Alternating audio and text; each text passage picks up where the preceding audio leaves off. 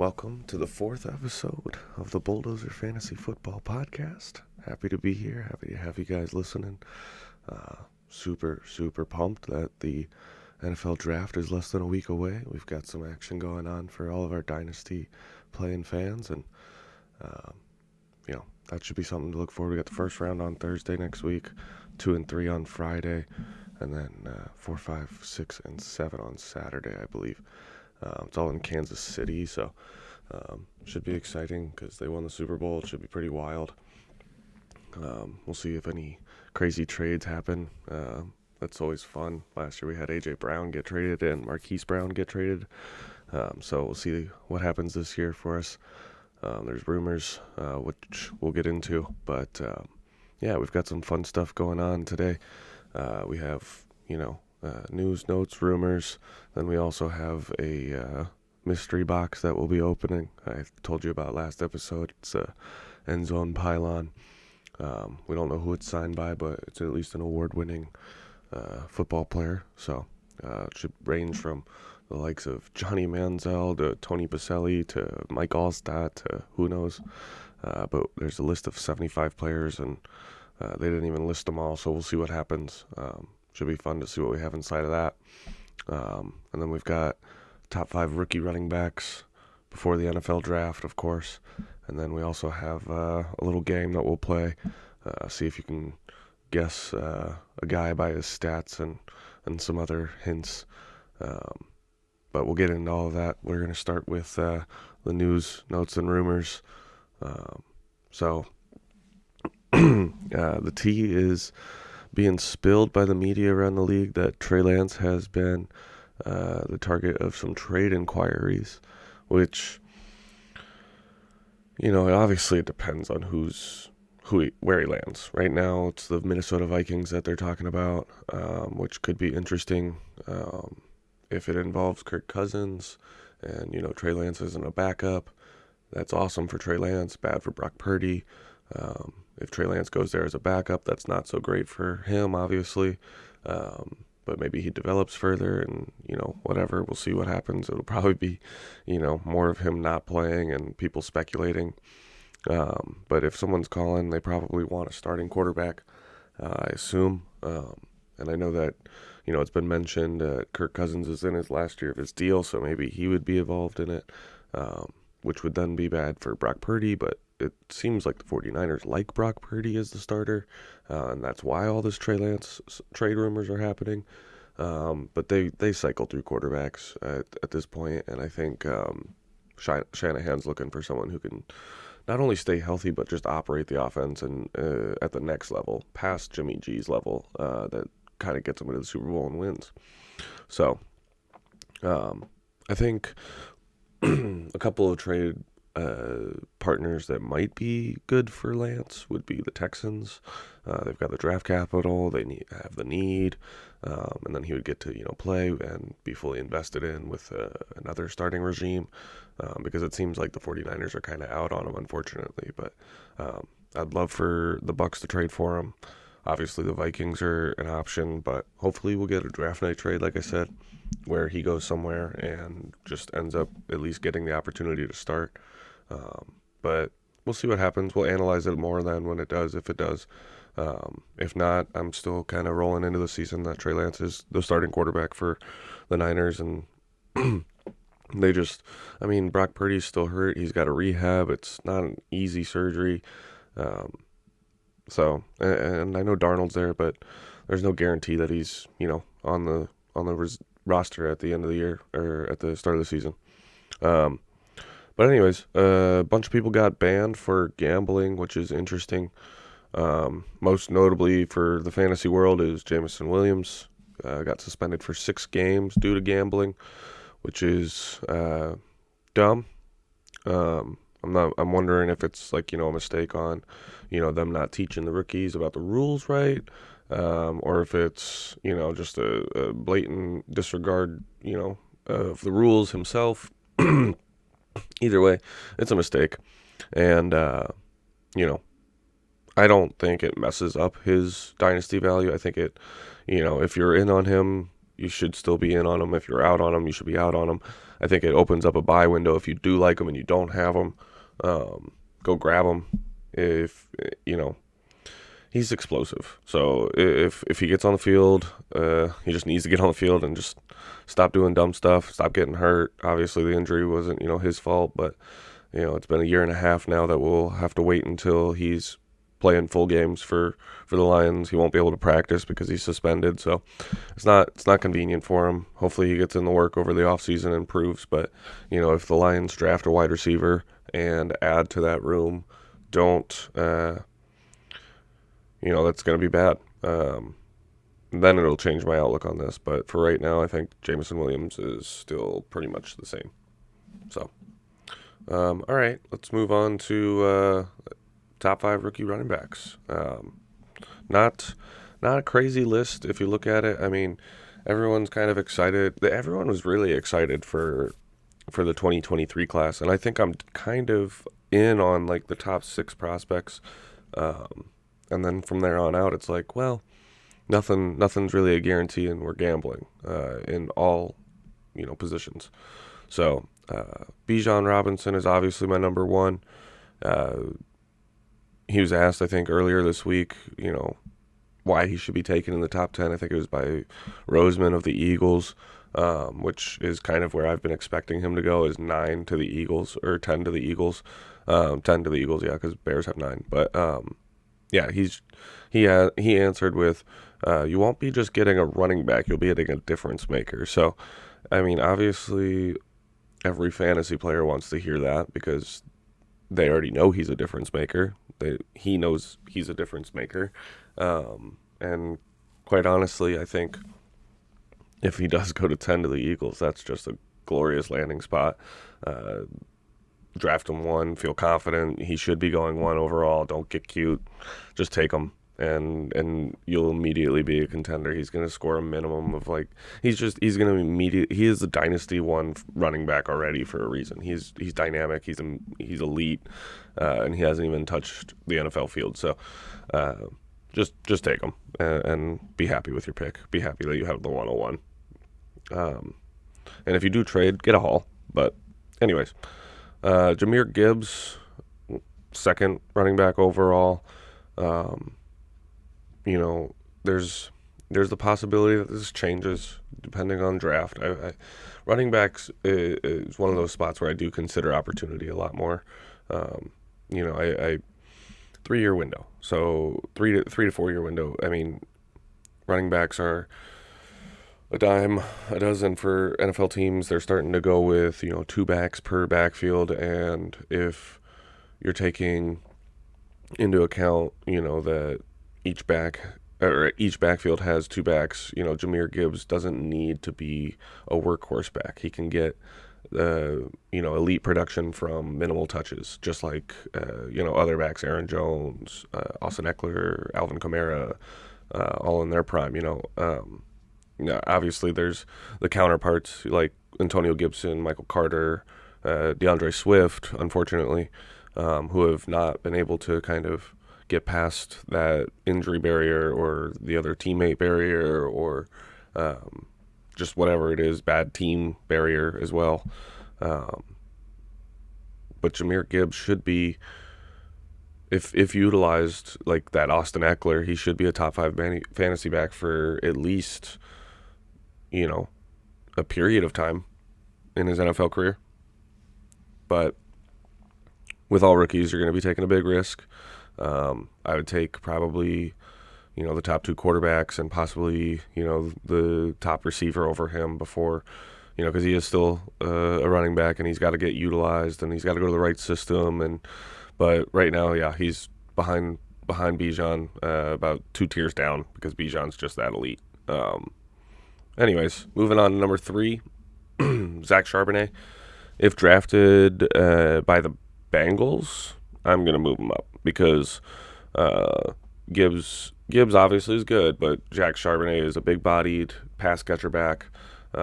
If he goes ahead of him, if he goes ahead of Gibbs in the draft, that's one thing, but it's got to be the landing spot. Like, he's been rumored to go to the Bengals. He's been slotted to go to the Bengals a few times. I just think that they're moving on from Mixon. I don't like to hinge, ranking these guys, but you're taking risks again on all of these running backs and all of these rookies. So I can hinge, a decision on where he goes. If he goes to the right system, I'm going to take him ahead of Gibbs. But for right now, I've got him behind Gibbs. Anyways, he's think like David Montgomery, but just like a touch faster, and that's honestly how I comp Charbonnet. Just an all well-rounded back, big bodied, can bruise, can catch, can be a goal line back, can be a true workhorse. So my fourth back is Kendre Miller. He had an excellent final season at TCU. I think he had over 1,300 rushing yards, almost 1,400 rushing yards. And he's a big guy, young, early commit. He should do well as like a counterpunch to a team. I kind of like comp him to like a Tony Pollard kind.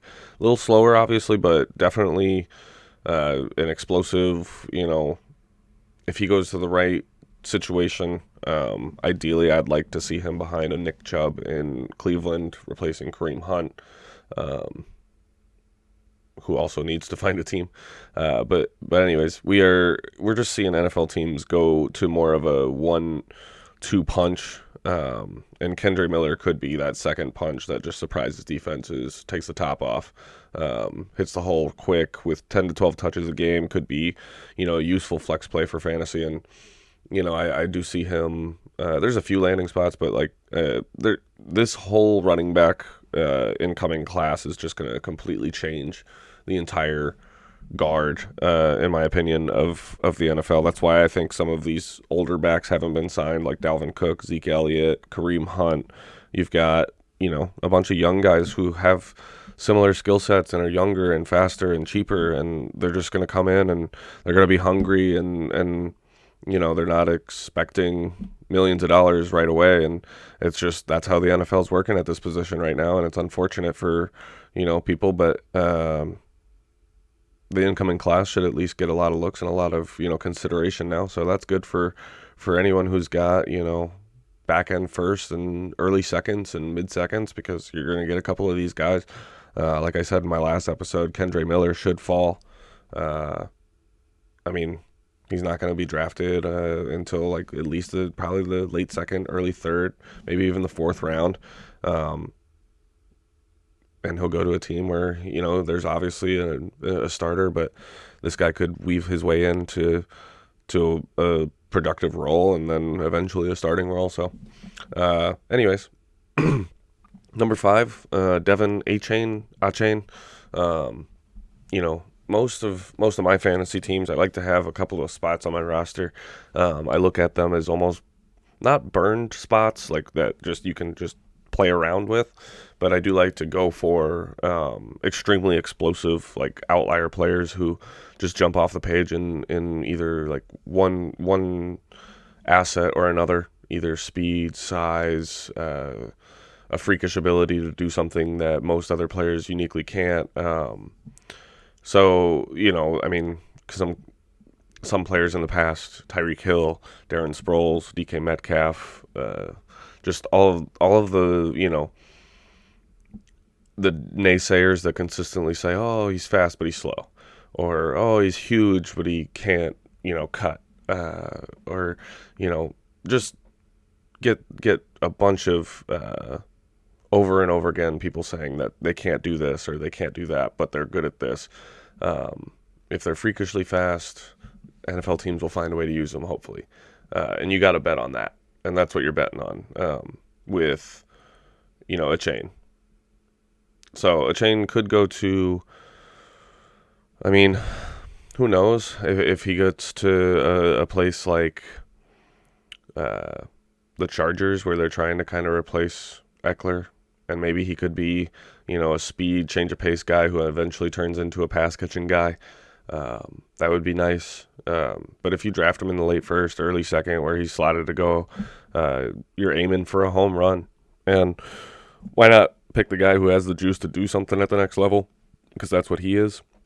there's only a few guys who can run as fast as him and who have the ability to get past, the level of the defense and just take it to the house every single play. And that's honestly what I think A-Chain is. So that's why I've got him at 5. I mean, there's plenty of other guys who have a more well-rounded skill set, but I'm choosing A-Chain over him, over them until, I mean, if the draft happens and someone gets some nice draft capital, maybe that changes it. But currently, A-Chain is just too explosive to ignore.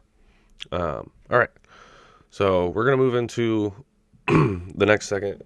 It's kind of exciting. It's a little new. I just kind of want to play around, kind of make you guys think a little differently, analyze a little differently, look at maybe a player or players in the future, if we continue to do this, that you might not look at in the highest of lights, or you might look in a highlight that doesn't deserve to be there, but might just get some recognition for some of these players and might make you make some deals and trades that you wouldn't normally do. So this player, the first clue, I want to name this segment Who's That Player, because it's kind of like Who's That Pokemon. But anyways, this player, the first hint, I am the same age as Deontay Johnson, which is 26. Okay? I'll give you a few seconds in between the clues to think about it. Not that you're going to get it right off the bat with that. I am the 30th overall Dynasty wide receiver right now. Consensus. So, don't go looking it up. But he's the 30th overall Dynasty wide receiver in consensus rankings on Fantasy Pros. He had over 1,100 yards receiving last season. So these clues should be kind of deciding or getting you closer to the decision. But this next one is the wait, what kind of clue. So he had just as many touchdowns as Justin Jefferson last year, which is 8. We had 1,100 yards, 8 touchdowns last season. This is the last clue. I'm not going to give you the answer until the end of the episode, but my new teammate that's joining me hasn't played in over a year, but it's affecting my ADP, and you should trade for me. Who am I? All right, so I'll reveal it at the end, but if you haven't gotten it by now, then you might not get it until I give you the answer, or you can just go look it up. All right, just gonna take a quick pause and get set up because we're gonna open up the mystery box next, and kind of dive in there and see. I've waited for a little bit. I'm kind of excited to see what's in it. So hold on.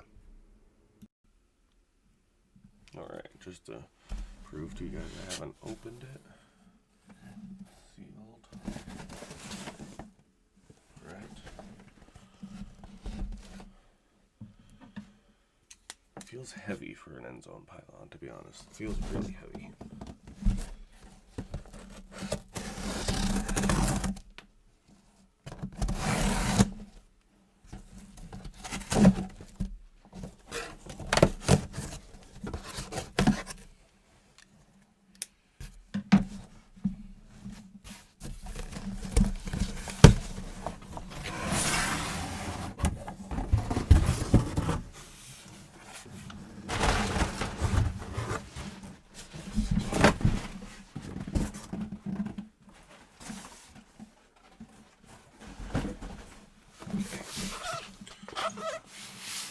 Got another box.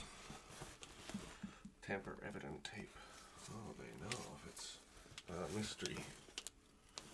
No duplicate. End zone pylon. Tamper evident. Schwartz Sports mystery box. Memorabilia. Okay. Let's go ahead and tamper. Just a box within a box within a box. Hopefully I didn't just slice the end zone pylon. No, there's bubble tape. Alright, I see the signature, but I can't read it yet.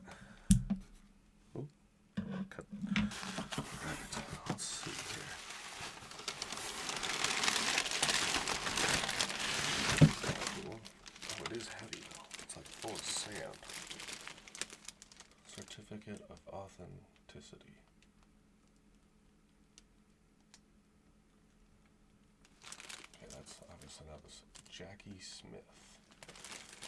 Who is Jackie Smith? Hall of Famer, 94. Well, let's do some research, I guess. Let's see who Jackie Smith is.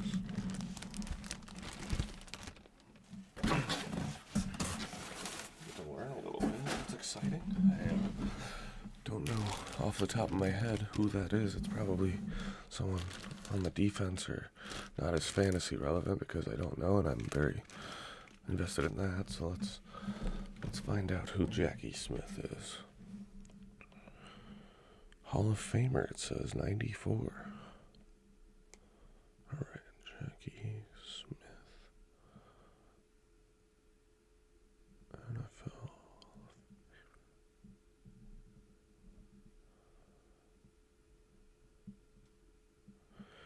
St. Louis Cardinals and Dallas Cowboys. He played college at Northwestern Louisiana State College. He was inducted into the Football Hall of Fame in 1994. He was born in 1940. Oh, wow. Jackie LaRue Smith. He played tight end. He was 6'4", 235 pounds. Went to high school in Kentwood, Los Angeles. He was picked in the 10th round. 129th overall in 1963. He played for the St. Louis Cardinals from the 63 to 77, and then Dallas Cowboys in 1978. He was 4-time second-team All-Pro, 5 Pro Bowls. He had 480 receptions, 7,918 yards, and 40 touchdowns. Wow. All right. Well, I'm going to read more about him because this is kind of cool. This is awesome. It's a nice piece. Nice piece to add to the collection. I think I'm definitely trying to fight off the addiction of buying things off of pristine auction, but right now this is real cool. This is awesome. I'm going to have to get a case for this, but let's check that out. Let's see there. Jackie Smith. Oh, go that way. All right. Got inducted into the Hall of Fame the year I was born. So that's kind of cool. All right. So let's move into the mailbag. Let's go ahead and just wrap this up with some of the questions we got. All right.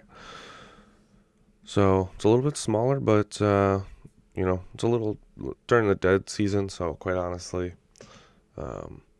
we can just kind of expect that until the NFL draft happens and then rookie drafts get going, and then we're into the full off season. So all right, so first question, let's see, from IPON PWN007. I know who this is. All right. If Young goes 101 and Stroud somehow falls to 105, does that affect your Superflex rankings at all? Especially if one of the Dookie prospects goes before Stroud, like Richardson or Levis. No. I think if Young goes 101, then yeah, I'll probably flop him and Stroud because they're very close in my rankings right now. I've been kind of teetering on doing that already.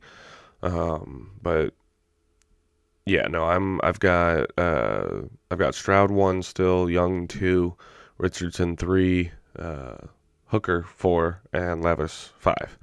And I don't see that affecting